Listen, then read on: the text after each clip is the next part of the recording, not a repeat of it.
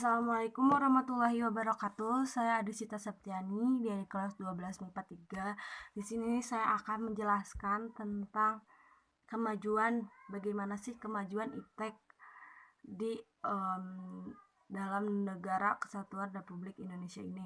Dan apa sih dampak negatif dan positifnya? Simak. Sebelumnya apa sih itu iptek?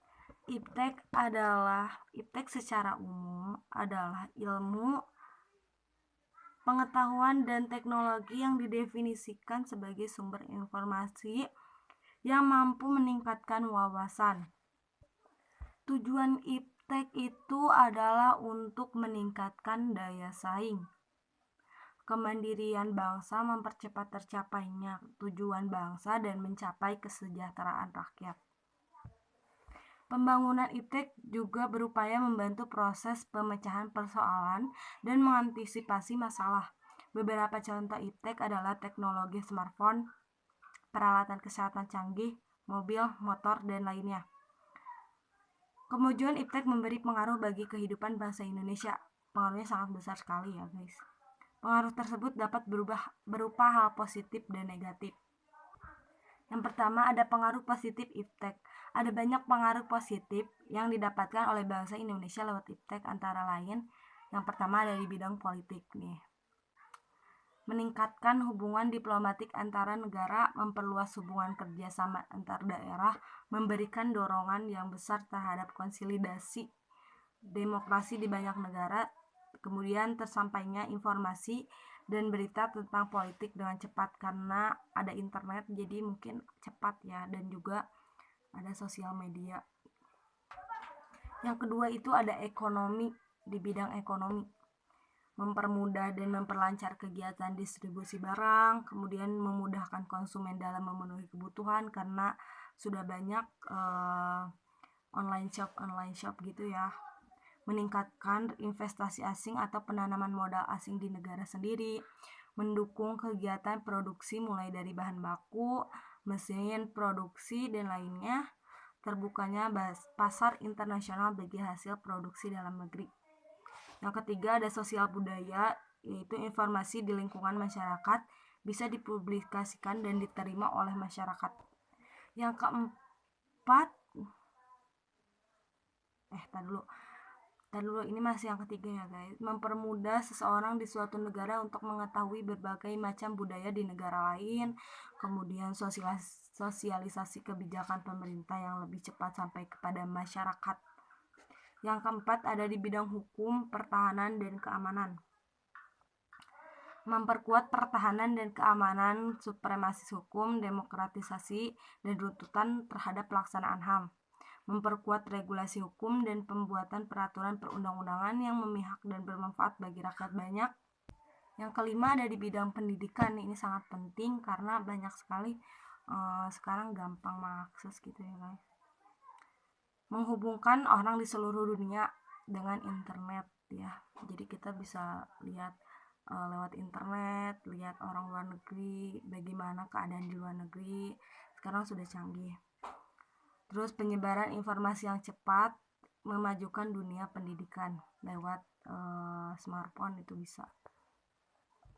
Kemudian ada pengaruh negatif iptek. Adapun pengaruh negatif iptek bagi bangsa Indonesia adalah sebagai berikut. Yang pertama di bidang politik, meningkatkan nilai-nilai politik individu, kelompok oposisi, diktator mayoritas atau tirani minoritas. Negara tidak lagi dianggap sebagai pemegang kunci proses pembangunan, timbulnya fanatisme racial, etnis, dan agama dalam forum organisasi. Adanya konspirasi internasional, yakni pertentangan kekuasaan dan pencaturan politik. Yang kedua ada ekonomi. Produk lokal makin terdesak dan sulit bersaing, perekonomian akan dikuasai orang asing cepat atau lambat. Kemudian timbulnya kesenjangan sosial yang tajam karena persaingan bebas. Kemudian ada terjadi pengangguran bagi tenaga kerja yang tidak memiliki kualifikasi yang sesuai dengan yang dibutuhkan. Yang ketiga ada di bidang sosial budaya, munculnya gaya hidup konsumtif dan selalu mengkonsumsi barang dari luar negeri. Yang keempat, hukum pertahanan dan keamanan, menimbulkan tindakan anarkis dari masyarakat yang bisa mengganggu stabilitas nasional, ketahanan nasional, serta persatuan kesatuan bangsa, dan peran masyarakat dalam menjaga ketertiban, keamanan, dan kedaulatan negara cenderung berkurang. Yang kelima, ada di bidang pendidikan, siswa malas belajar karena kurang bijak menggunakan media sosial, smartphone, ataupun laptop. Bisa jadi mereka sering apa ya, jadinya lihat kurang belajarnya, malas belajar karena sering menggunakan media sosial dan akses internet gitu kan, jadi banyak.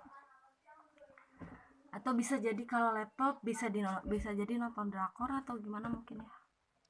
Kemudian ada mempermudah terjadinya pelanggaran haki karena kemudahan mengakses di internet, kemudian penyalahgunaan pengetahuan bagi orang-orang tertentu untuk melakukan tindakan kriminal. Jadi sekarang tuh kayak banyak banget orang pintar tapi kayak menyalahgunakan kepintarannya untuk kayak membodohi orang itu, untuk menipu orang. Ya, semakin pesat teknologinya, semakin banyak orang-orang yang seperti itu. Dan kemudian di Indonesia ini sangat pesat teknologinya, yang dulunya tadinya kita bisa lihat tidak ada handphone ya, tidak ada smartphone, hanya memakai surat kabar atau surat menyurat. Sekarang sudah bisa lewat sini, kita bisa chatan dengan orang Korea juga bisa, dengan orang-orang jauh bisa ya. Sekarang juga ada VPN, jadi sekarang sudah maju pesat. Dan sekian dari saya, mohon maaf bila ada perkataan yang salah atau saya baca gitu ya, karena saya juga masih belajar. Dan sekian, terima kasih. Wassalamualaikum warahmatullahi wabarakatuh. Dadah.